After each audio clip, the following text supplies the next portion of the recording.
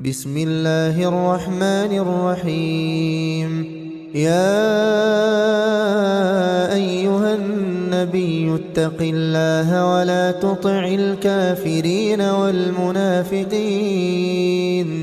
إن الله كان عليما حكيما. واتبع ما يوحى إليك من ربك إن الله كان بما تعملون خبيرا. وتوكل على الله وكفى بالله وكيلا. ما جعل الله لرجل من قلبين في جوفه وما جعل أزواجكم اللائي تظاهرون منهن أمهاتكم